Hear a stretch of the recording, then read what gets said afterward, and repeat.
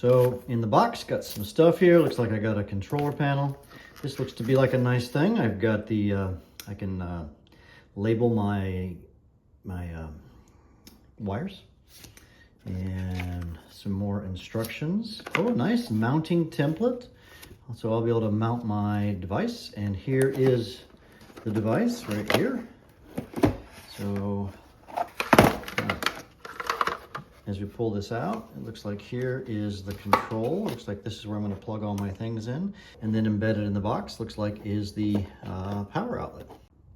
Also included is a little screwdriver and some mounting screws. So ImoLaza sent me their device here. I'm going to put it here, but I'm going to use this. I'm going to replace my beehive. Now, I have been happy with the beehive as a note, but they sent this for free. I'm going to give a comparison between the two devices. In terms of the comparison to how to hook them up, it looks very similar. Here I've got my 24-volt common. I've got my different zones. And these are both 8-zone systems. I have a 7-zone system actually, but it's an 8-zone controller. I think it's just going to be undo each of the wires and hook it up. Now the first thing I'm going to do is I'm just going to disconnect my power on the old unit, these black wires, okay? But one thing I am going to do is I'm going to label my wires. So orange here is number 1, and I've got these label things here, and so I'm going to just go through this whole process. So I found this to be pretty handy. I've got all my wires labeled. Last time I did this, that was a pain in the butt, and now it's going to be a lot easier to set up the second one. All right, let's disconnect.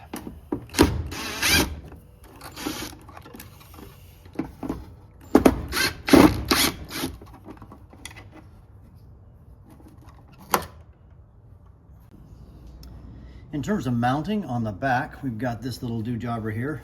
I've got a screw right here that I'm going to use from the previous system, and then I'll put a couple of screws in here and here from the other side, right? So I put a screw here, and then I'm going to put 2 screws right here and here. Now this is interesting. As I'm hooking this up, this comes with a plug like this. I was expecting to plug them in right here where it says 24-volt common, but looks like you can plug it in right there. Now I'm going to hook up all the wires first, but note that that was kind of weird. I couldn't figure out where that was.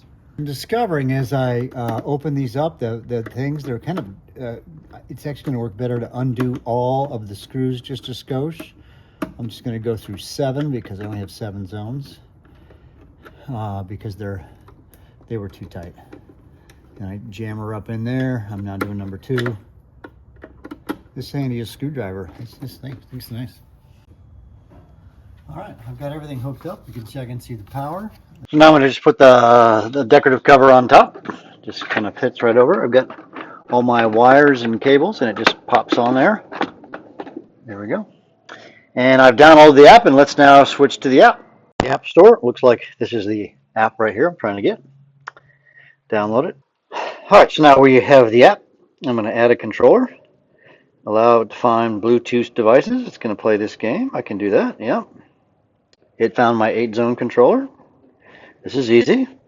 I'm going to say home sprinkler. All right. It's going to need to find my Wi-Fi information.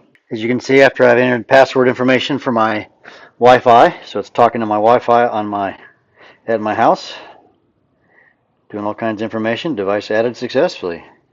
I'm going to add my address.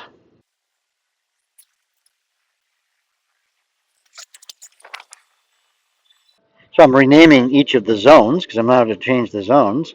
I can then take a picture. In fact, I'll do that right now. Take a photo. It's going to be this zone right here. I'll use that photo. Nice. Perfect. Oh, look at this. Cool season grass. It is the winter. I'm doing this in January in Houston, Texas. Oh, I see. It's got all kinds of information. I'm just going to go with the, oh, yep, that's the kind of heads I have. You can change it. Oh, what kind of a, yeah, I've got loamy sand. Good, good, good. This area gets lots of sun, yes. It's quite flat. Okay. I don't know what that is, so I'm going to go with the defaults. I'm going to finish this, and I'm going to see. Oh, I can update some firmware. Really better do that. So I want to set up my schedule, and I want you to notice that already it knows where I live, and so therefore it's probably going to recommend that I don't water today because it looks like it's going to rain, because it's raining actually right now. But hey, I want to set up my zones. So schedules, and I add a schedule. Next. One thing I like about this, look, there's a new grass schedule. I don't have new grass. A fixed schedule, ET smart schedule. You know what? And to me, that makes the most sense. Best for mature lawns designed for water conservation enthusiasts and irrigation geeks, requires advanced zone settings. I'm going to go for the advanced. I think, yeah, what the heck? That's the point you bought this thing for. Select the zones you want to water. Yeah, we'll just do all of them. Yeah. And then defaults recommended. Okay. And it's going to pick some numbers. You know what? I'm good with that. Yeah, okay. Next. I'm just going to keep saying next. All right, now, I don't want it to do... I live in Houston, and we like to water early in the morning. So,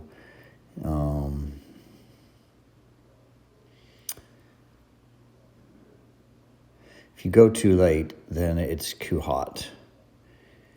No cycle and soak, manual cycle and soak, smart cycle and soak. I'm going to go with the smart cycle and soak. The idea is supposed to save me work. All right. Saturation skipped, including rain skip, freeze skip recommended, wind skip recommended. Yeah. All right. I think we should, it skips if it's, yeah, I'm just going to waste water if it's windy. Yeah. We're going to do all. Now, I'm going to choose days. And the reason I like to choose days is that we have trash pickup twice a week. And it's kind of annoying when it happens on trash day. So that's one of my pet peeves, is what days of the week. So I typically will do 3 days a week, assuming what works best. Okay, for optimal water, it's best to have at least 4 watering days per week. All right, 4 watering days per week.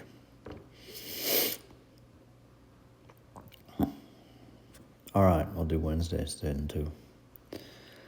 All right, I'm going to go with them next. Start date today, end date never. Yep, that's what I want to do. Although it's probably going to say in before sunrise. That's what I would actually like, in before a specific time. Actually, yeah, that's fine. Set the name of the schedule. I'm going to say this is the main schedule.